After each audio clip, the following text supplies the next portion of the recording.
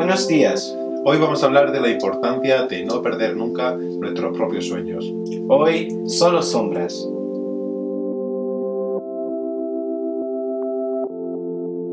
En 1979, Werner Herzog se comería sus propios zapatos al perder una importante apuesta. Encantado, además, él propio los cocinaría bajo la supervisión de una chef. Les echaría cebollitas y chiles y también una enorme cantidad de grasa de pato a ver si así el cuero se ablandaba. Armado de unas tijeras, porque no hubo manera de ablandar el alimento, el cineasta alemán le haría así un divertido homenaje al gran Chaplin de La Quimera del Oro, quien en aquella en realidad tan solo se comía regaliz moldeado con forma de bota.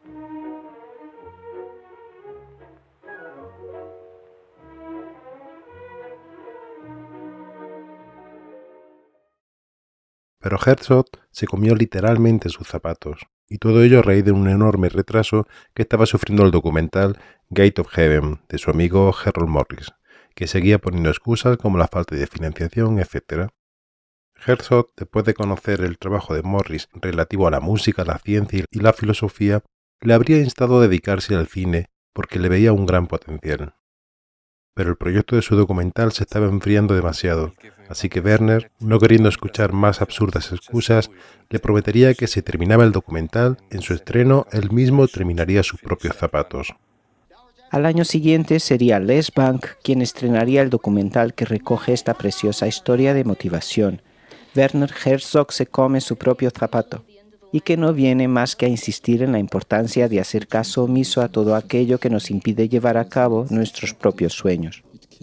Hay que perseverar y no abandonar jamás. De hecho, en lo que a cine se refiere, la excusa más manida para aplazamiento de sueños suele ser justo aquella de que cuesta mucho dinero. Vale, esto es cierto en determinados tipos de producción, pero definitivamente no lo es para muchos otros. Eso sí, en la mayoría de los casos siempre dará mucho trabajo, y cuantas más horas de dedicación se le consagre, mejor será el resultado. ¿Quién dijo que hacer realidad los sueños era pan comido?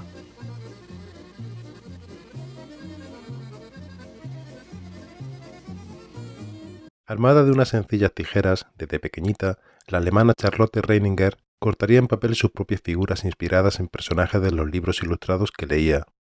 Luego, animando las expresivas siluetas, reunía a toda la familia y sus amiguitos en el salón de casa y les representaba las historias inventadas. Más tarde, cuando conociese el potencial del cine, el de animación en particular, empezaría a soltar aún más las riendas de su imaginación y no dudaría en hacer todo lo posible por lograr seguir contando sus historias del mismo modo, para seguir jugando con sus recortes como cuando era tan solo una niña. En el proceso, Lottie no encontraría solamente la forma de hacer posibles sus sueños sin tener que recurrir a medios demasiado dispendiosos, sino que haría del cine de siluetas una de sus más impares expresiones, sin por ello sacrificar ni un ápice de su encanto. Con toda la dedicación puesta al servicio de su sueño, además se adelantaría 10 años a la técnica multiplano que catapultaría la carrera del mismísimo Walt Disney y de Up y Werks. Durante su adolescencia, Lottie se interesaría por las películas de Georges Méliès, sobre todo por sus maravillosos efectos especiales, pero se quedaría totalmente prendada con las posibilidades de la animación al asistir a una conferencia impartida por su adorado Paul Wegener, actor y cineasta, autor del clásico Der Golem, Wir in die Welt kam, que incluye fascinantes secuencias de animación con arcilla. Nacida en Berlín en 1899, con tan solo 17 años llegaría a convencer a sus padres que la dejase entrar en el grupo de teatro de Max Reinhardt, al que pertenecía su mayor ídolo, Weniger. Nada más entrar en el grupo empezaría a hacer retratos de siluetas a todos los actores del grupo en sus respectivos papeles, para luego enseñárselos a Paul tratando de captar su atención. De hecho, enseguida el director le pediría que se encargase de los rótulos intercalados en sus películas La boda del gigante Rubensal y El flautista de Méliès, y mientras también se haría cargo de los decorados y accesorios del corto de Rochus Gliese, La bella princesa china. Si bien así aún no estuviese desempeñando directamente sus sueños, convengamos que aquellos no eran trabajos menores como podían ser entendidos hoy día en el seno de producciones en las cuales llegan a estar implicados decenas de artistas, Se trataba además de cine mudo, el cual precisamente vive de la potencia y efectismo de la imagen sin más vueltas de tuerca. Y gracias al éxito de su trabajo y a la recomendación de Wegner, sería admitida en el Instituto de Investigaciones Culturales que se dedicaba precisamente a la investigación en películas de animación experimentales. Allí firmaría su primer corto de siluetas, El ornamento del corazón enamorado. En dicho estudio también conocería a su futuro marido, el cineasta Karl Koch, con quien contraería matrimonio en 1921 y que colaboraría con ella en casi todas sus películas. En los años siguientes realizaría 6 cortometrajes, todos con producción y fotografía de su marido, y al mismo tiempo trabajarían ambos en anuncios publicitarios y en efectos especiales de varios largometrajes de imagen real, destacando entre todos Los Nibelungos, de Fritz Lang.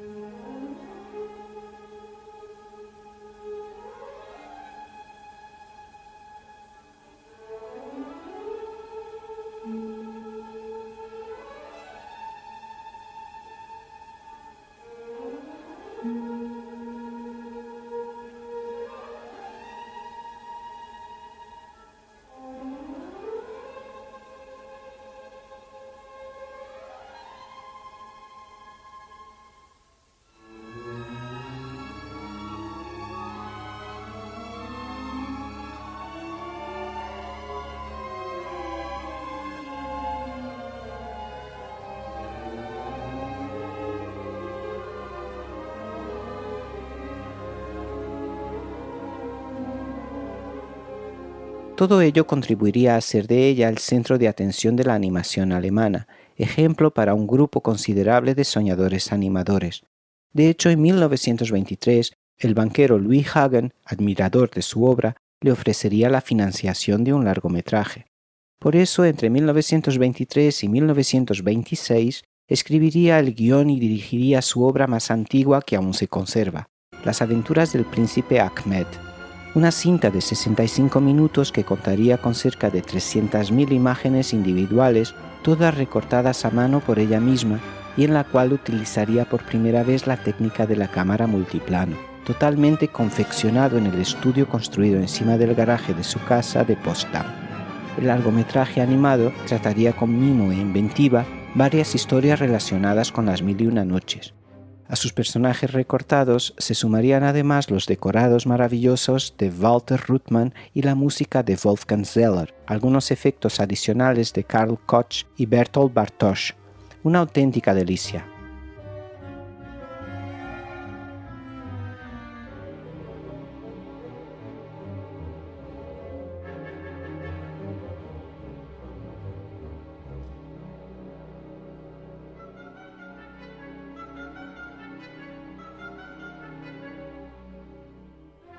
Dado el enorme éxito de este primer largo, enseguida Lottie se pondría con la producción de su mediometraje El Dr. Dolittle y sus animales, basada en la primera novela de la serie de Hugh Lofting. En esta ocasión la música correría a cargo del mismísimo Kurt Weill, de Paul Hindemith y Paul Dessau. Al año siguiente dirigiría junto a Rockus Gliese la que sería su primera película de acción real, La búsqueda de la felicidad, un relato que versaba precisamente sobre una compañía de teatro de siluetas en la cual actuarían Jean Renoir y Bertolt Bartosch y que incluía una secuencia de 20 minutos diseñada por Reininger. Sin embargo, la producción tuvo que detenerse con la irrupción del sonido en Alemania y habría que reformularla para añadirle luego las voces a los actores, pero el doblaje sería catastrófico, tan malo que toda la empresa se echaría a perder. En aquella época, Reininger tenía la intención de hacer su tercer largometraje, L'Enfant et les Sortilèges, inspirado en la ópera de Ravel, pero esta jamás vería la luz por no lograr hacerse con los derechos. Sin embargo, entre sus más de 40 obras animadas se encuentran títulos como Sisi, Papageno, Carmen o Hansel y Gretel. Reza la historia que cuando el Partido Social Nacionalista empezó a ganar fuerza, Lottie y Karl decidieron huir, pero sin lograr que les concedieran visados para establecerse de forma permanente, tuvieron que andar dando tumbos por toda Europa entre 1933 y 1939, permaneciendo ora aquí, ora allá, todo el tiempo que los visados se lo permitiesen. Finalmente tuvieron que regresar a Alemania, sin más remedio que pasar la Segunda Guerra Mundial en Berlín. En 1949 volverían a emigrar y esta vez sí que lograrían establecerse en Londres.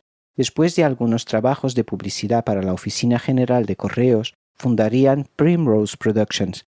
Realizarían 20 películas de siluetas para la BBC, casi todas basadas en cuentos clásicos. En 1962, Carl perdería la vida, pero Lottie seguiría trabajando. Se desplazaría a Canadá para la realización de Aucassin y Nicolette para la National Film Board, y cosechando premios hasta el final de sus días, con 82 años, en 1981, también ella se iría.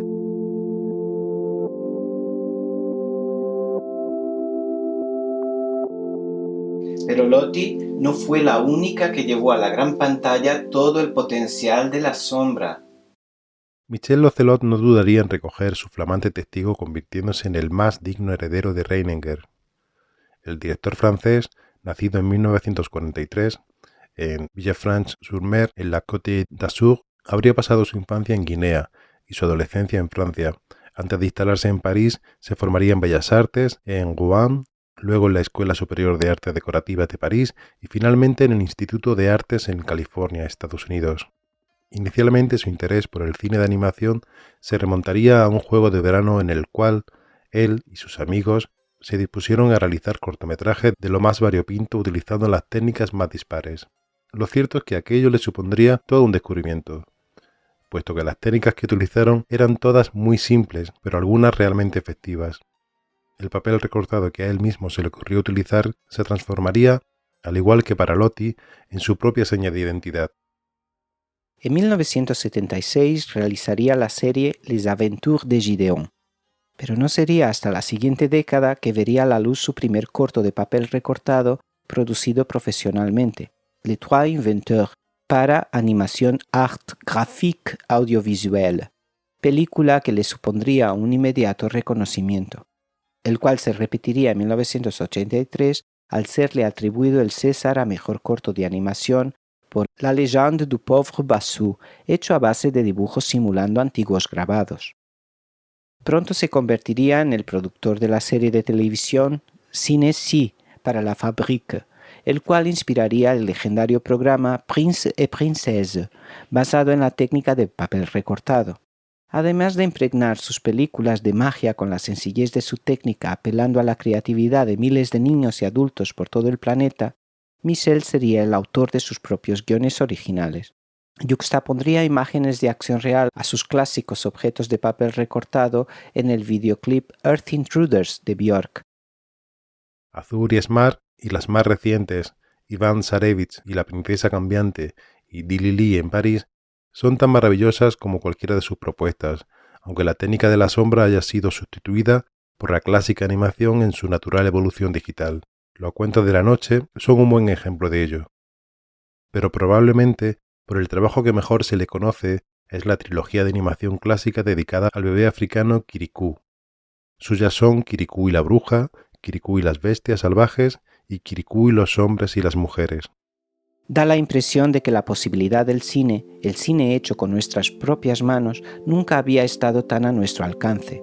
Dejad las tijeras al alcance de los niños. Solo esta puede ser nuestra más reflexionada recomendación.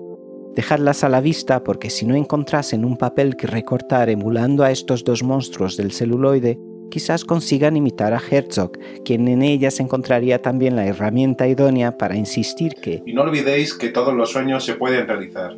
Muchas gracias por vernos. Bye. Chao.